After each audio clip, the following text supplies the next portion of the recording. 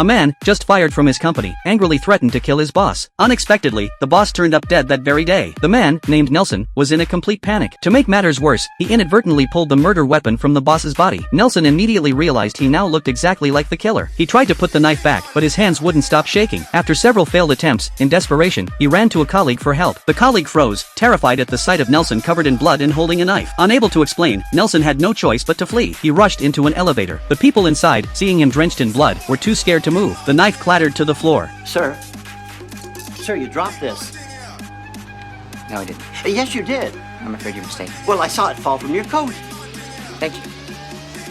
When police arrived, Nelson pretended to have a nosebleed, holding his nose as he tried to slip away. During his escape, he literally bumped into the real killer. The actual murderer was just as surprised but quickly gathered his things and fled. Nelson ran to a bridge, intending to throw the weapon into the river. Instead, the knife landed on a passing patrol boat. He had no choice but to keep running. Unbeknownst to him, the office security cameras had captured the entire murder. Believing he was the subject of a citywide manhunt, Nelson hid in a dumpster for hours, only emerging after the police left the area. He used a payphone to contact his family. I'm gonna try to make my way to Mexico, where I will remain until I can prove my innocence.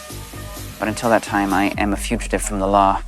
I must live in hiding, never able to rest, never a moment's peace, starting at every noise. What's that, I'll say? Oh, only an alley cat toying with an empty tin. How like that mangy Tom am I?